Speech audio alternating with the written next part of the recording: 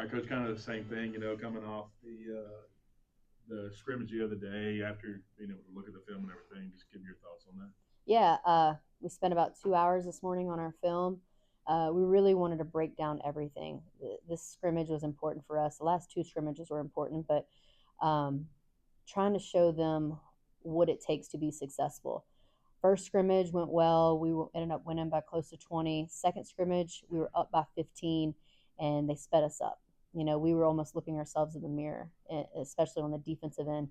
We can't get riled up, but we saw some bright lights. I think my freshman Carly Hamilton really stepped up in big ways, showed that she can take care of the ball in the press. Um, my point guards always deal with pressure, so I think it was good to kind of see them in a fast-paced environment where they need to have controlled chaos at times. It was a good eye opener. It was a good test for where we're going to be in the non conference.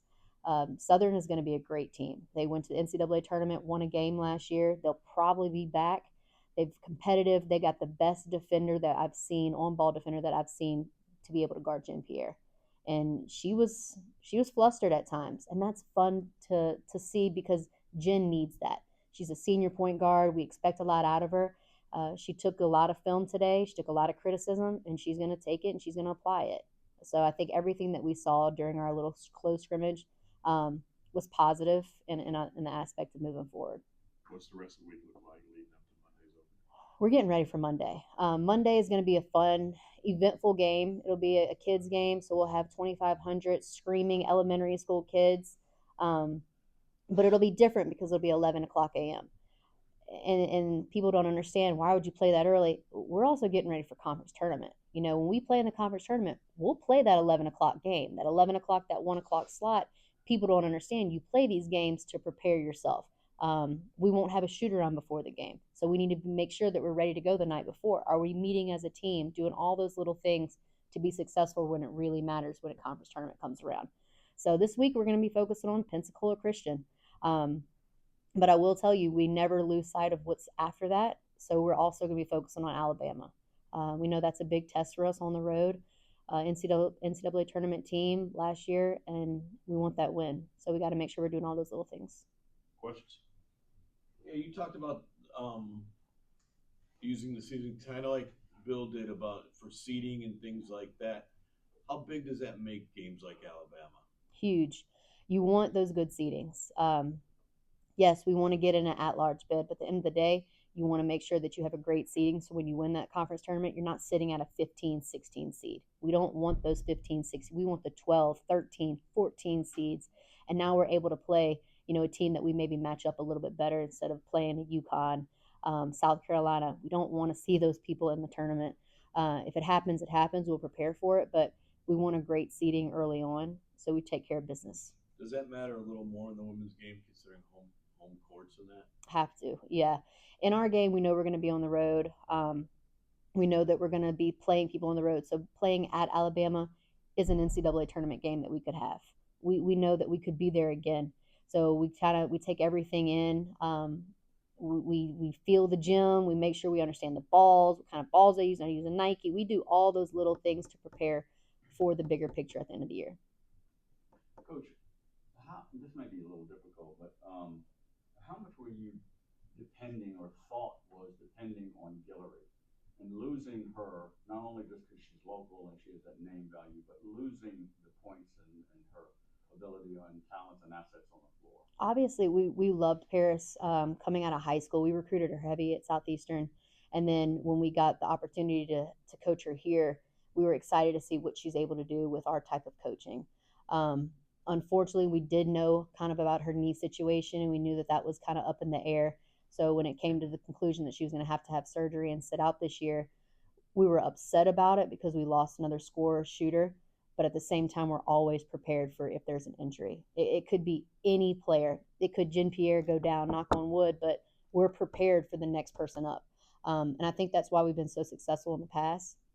We make sure and we try not to play somebody over 25 minutes. I don't want my starters to play over 25 minutes. I want everybody to play 25 minutes or less. And now I'm preserving bodies. Now we're able to be competitive at the end of the year. I think that has kept us successful in the long run, as we were deep. So I'm trying to make sure the next man up is always ready to go. So, losing Paris was a blow, but it's not detrimental to a season for us. What has it been like being here for some time now and kind of getting a chance to see what this community is about, and obviously still have the main goal of revitalizing this program? Yeah, this team is excited to be in this community because this community wants to win championships. They're bought in the same way we're bought in. It's championship or bust. They want us to win. They want us to get to those big games. They want to be there for those big games. So I think it's been fun. We've been really embraced by the community. It's fun to look up there and see NCAA tournament appearances. We're not coming into a program that's never been there. We want to bring it back to there. And when we get there, we want to see what we can do when we get there with it. You mentioned the answer before, we and us, and I'm getting a sense that you're really entrenched in your mindset and your way of doing it, your system. Talk a little bit about that. And obviously you had the success at Southeastern. Did it all generate from that? Yeah, Rick, it's never going to be me, it's not. And it's not my system. You have to realize I got this job when I was 28 years old. I had no idea what I was doing. I have a thought process and I have my own mind and everything, but I put people around me that are successful and that are helping make me successful and my program successful. So it's always going to be we, us. It's not my program, it's our program. We don't look at it as, yeah, I'm at the top, I'm making a lot of those decisions, but my entire team helps me run this program. I'm not getting on to my players every single day, they're getting on to each other. They're patrolling each other. Our culture is probably our biggest advantage of how we're being successful. It's always going to be we, us, and never me, my. This is very unusual in any organized situation to leave a program like Southeastern and literally take the entire program, team, coaches, players, the whole bit, to another location. How unique is that? And explain a little bit about that in your mind of having that occur, the importance of it. Yeah, thank God for the transfer portal, huh? Yeah. When I left, I knew there was a chance that my assistants wouldn't come. I knew there was a chance that some of my players wouldn't come. I knew there was a chance. So I had to make sure that I was doing it for me and my family, obviously first. But while I was leaving and thinking, I can make a great spot for every single person. I can make this great for all my assistants. It could be good financially for all of them. It could be good resources wise for them. And then my players, everything that I could give them while being here. So that was a big thing, but to think in the back of my mind I could be here by myself was scary. It was. And then when I found out that they were talking about leaving, and then I saw them all enter the portal, I'm like, oh, thank God. And then I'm like, with no contact, I'm like, here we go. That was a big move. That showed a lot about them. We are big on loyalty. We're big on trust.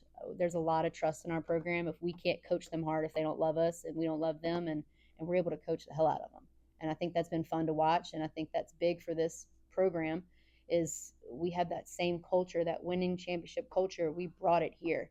We don't have any loose ends anywhere. We're cleaning everything up. We're making sure that we're on the same page, and that team bringing them was important. What does it say about you though that they all followed? Not one of them went in the portal and went anywhere else even. Yeah, I love them, and that's the thing is, we're in women's basketball. There's emotion, there's love, we're bigger than basketball. We're focusing on what they're going to do after they graduate because most of the Bill guys want to go play pro. I've got one that just wants to be a stay-at-home mom. So it's fun, it's different, but we're built on relationships. I'm a player's coach. It is what it is. At the end of the day, I want to win the games. I want to be competitive, but I also want them to be successful off the court. And I think that has helped us on the court because they want to do everything. They don't want to get it wrong. They're almost like my kids. They don't want to disappoint me. And I know when I see them, I don't have to yell at them. I do yell, but I don't have to yell because they don't want to disappoint me. They don't want to upset me. So I think it says a lot, but we're a family and families stick together at the end of the day. How much are you, the players and the coaching staff, kind of looking forward to getting this thing rolling in your first game? It can't tip off fast enough. We're excited, and I think we came out the tunnel and we've done this before here. So that's what people are like, oh, but you played in the ship. We played here before. We know how to win here. We know how to lose here. But we're excited to get it moving. We're excited to see the fan base come out. I'm hoping they all show up on the 3rd. I'm hoping they all show up the next game. But I know it's going to take us to get some wins. I know they're going to take us to see us on ESPN Plus and be like, ooh, they might be fun to watch. I want the sold out crowds. I want them to come early for my game and make sure they stay till our game and be here for the guys. I want those Saturdays to be spent here at the Townsley Law Arena. How are you going to be fun to watch?